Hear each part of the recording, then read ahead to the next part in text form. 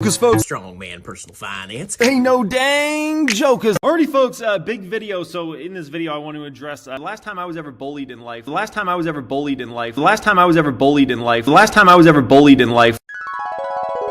there, folks!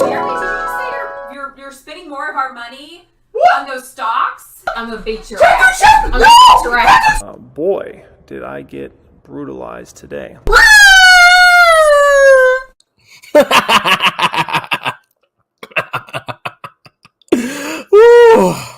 Welcome back to Strongman Personal Finance. My name is Christopher Belly. I'm a certified CPA accountant. I'm a long-term boglehead investor. I'm author of the book Stop Being a Broke Loser. It's on Amazon. And we got to talk about why I just sold all of my index funds. 100% liquidity, my humidity. And I'm going to put all of it into Netflix stock. Now, here's my bull thesis, ladies and gentlemen. Growth by oath. That's number one. Joseph Carlson. I think, didn't he buy it at the top or something? Just messing with you, man. And Stranger Things. Now, me and my wife are big fans of Stranger Things. I think it's one of the best freaking shows ever made. That's right, ladies and gentlemen. Great freaking show. Now, I'm personally subscribed to Netflix. I think it's a fantastic online streaming, whatever, TV show, website, whatever you call it. I think it's great. I love it. I love the show. I think they have the best shows in the game. I don't think freaking Hulu or Disney or any of that other crap holds a candle to Netflix. But does that mean I'm going to buy Netflix because I like it and because it dropped a lot? No. So let's go check out Netflix. I'm not even going to try to rhyme that. And we're going to see what happened.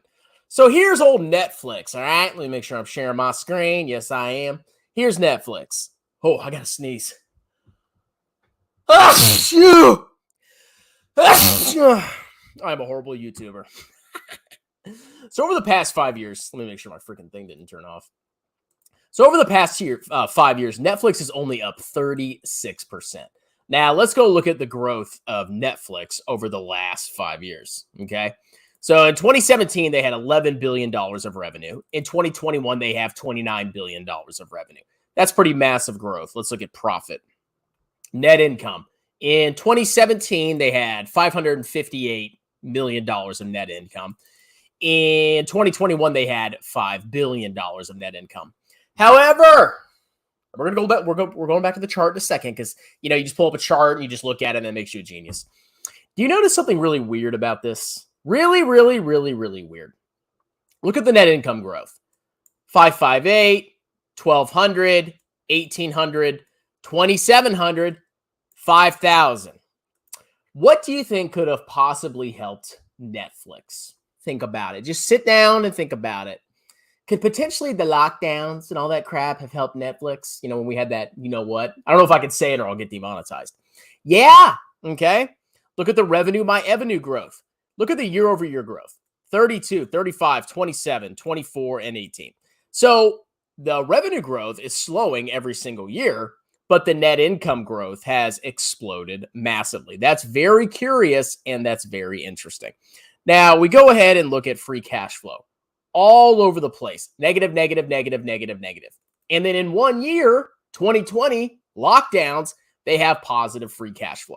So if you're a big free cash flow person or you like looking at both, there is a massive discrepancy between net income and free cash flow. Now, usually what that means is there's some kind of probably non-cash, revenue, income, or gain that's making that difference right there. You'd have to do more investigation. But what I'm going to do is I'm going to model out Netflix, and I'm going to tell you when I would potentially consider buying it. Because you have to remember, just because it's sold off massively, it's down 57%. Look how low it is. It's barely gone up in the last 5 freaking years. Doesn't mean it's a buy, because it could have been overvalued back here, right here, right here, right here. It doesn't freaking matter. You have to do some kind of analysis. Now, there's some people out there that say DCFs are complete BS. Guess what, ladies and gentlemen? Are they the end-all, be-all? No.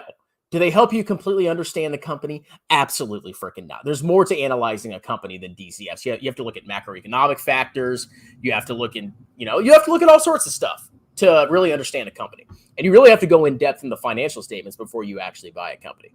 But to get like a rough estimate of what you think the company is worth, I think it's worth it to do a discounted cash flow analysis.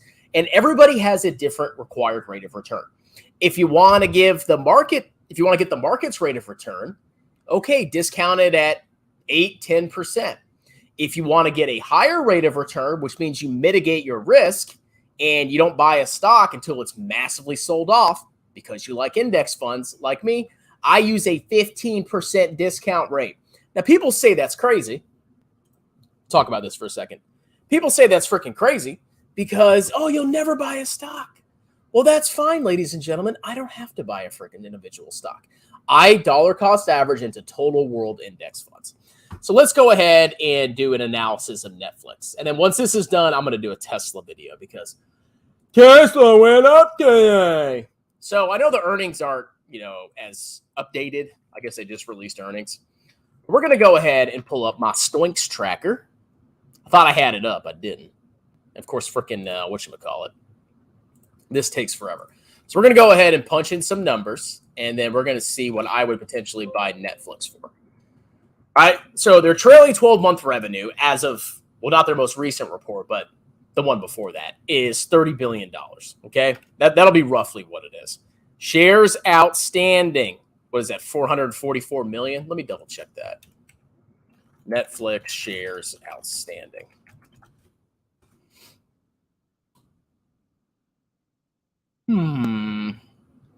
Okay, 400 and something $million. So we have, where is it? We'll use the diluted, 453 million shares outstanding. 453 000 000. Okay. Discount rate. I want a 15% rate of return. Revenue growth assumption. How fast do I think Netflix is going to grow their revenues? Well, you look at their growth of their revenue in the past. Look how it's, let's go look at the annual. Look how it's declined every single freaking year since about 2018. 35, 27, 24, 18. To be super conservative, I'm going to say their revenue growth is going to be 10% over the next 5 years. Okay? I think that's pretty conservative. Profit margin. Let's go look at their profit margin. 17, 11, 9, 7, 4, 2, 1. So, wow, they've been actually increasing their profit margin every single freaking year. I'm going to take a rough average, and I'm going to say their profit margin is going to be. Let's look at the more recent profit margins. Let's see. I like how they're becoming more and more profitable. That's pretty delicious. Yeah, look at that. 23, 18, 19, 7. I'm going to go with 13% profit margin. Okay. Oh, this is already like filled out for me. It's hilarious. I didn't even guess that. We're going to skip free cash flow. Price to earnings ratio. So what is Netflix's current PE ratio? It's currently trading at 19. So it's still growing pretty quickly, but just to be conservative, we're going to say it has a PE of 15 in 5 years. And last but not least, we're going to look at share growth. Okay, shares outstanding. So they're issuing shares, and I believe they're going to continue to do so, because if you look at their operating cash flow, I mean, it's been negative, and only recently have they had positive operating cash flow. So I'm going to say they're going to issue shares at roughly, we'll say 1% to be freaking. We'll do 0.05. Get rid of that negative. Okay, so what price would I potentially consider buying Netflix at? $139. What is it trading at now? $222. 15% rate of return. Now, can Netflix sell off that massively? Sure. Could it also never go down there again and I miss this opportunity? Sure. But I don't have to buy this stock. I don't have to buy it. Okay? So just based on these assumptions, $139, $140. If it dropped to like, 160, 150, I would really start to get interested, because let's see what you would have to buy it at to get like 8% rate of return. 185. So for Netflix, I'm going to sit this one out. But you see what I did there? Really not that freaking hard, okay? Now, like I said, this is just an initial assessment. You don't have to go ahead and as soon as your numbers match up, buy the stock. You don't ever have to buy an individual stock, okay? But this is a good way to initially screen out stocks that are massively overvalued. And this has worked before. I use this to buy Intel. I use this to buy Alibaba. It still went down. you know, I'm not gonna deny that. I've used this to buy stocks. Meta, Facebook. I put $500 in Meta and Facebook. I use this to really mitigate my risk. And a lot of these stocks, I didn't believe they'd actually go down to where I bought them at. For example, JD. When I did a discounted cash flow of JD, I said, okay, I want a 15% rate of return and blah, blah, blah, blah, blah. And when I did my analysis, it showed JD at a buy at $62. Did I buy JD at 70, 65? No, I waited. And one day I looked and I saw JD went down to like $52. And I was like, this is ridiculous. I cannot believe this. This is below my buy point for a 15% rate of return. And I chucked, what did I put into it? I think I put $1,000 into it. Now it's doing pretty well. I mean, I'm still up 20-something%. Not bad. So this is something you could potentially use. Obviously, I'm not going to share this with you because I'm not actually a licensed professional. But yeah, I'd be interested in Netflix, you know, based on that model at around, you know, 160, 150, 140. Now, if it continues to crash, you know, I'll redo the model. I'll read more about the company. I'll look at the competition because there's a lot of competition for Netflix. There's Peacock, Hulu, what's the other one? Disney Plus. There's a lot of competition out there. But Netflix at some point, I think, will be a buy. And another concerning thing is that free cash flow. Like, they burn a lot of freaking cash. So let's see. Scott is botting our channels. I don't even know who Scott is. Who is this Scott individual? I saw he made a video about me. I'm going to watch it. I'm not going to respond. Unless he, like, insults my family or something. Let's see. Your wife is blonde. $500 low. Imagine be poor. Yeah, I'm poor, bro. Up only $200. Yeah, it's my fun account, clown. You know, you go ahead and act all rich.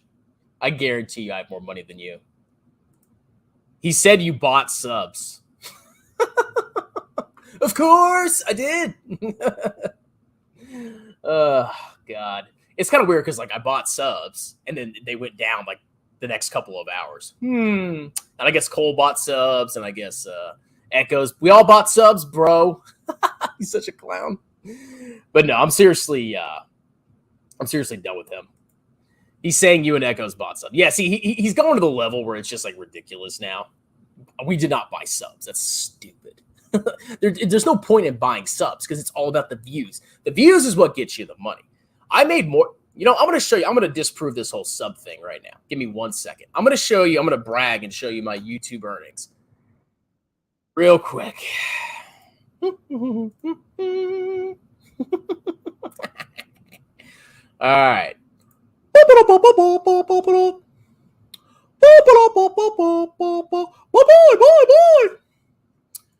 All right, so my subs have been growing, you know, pretty consistently, right?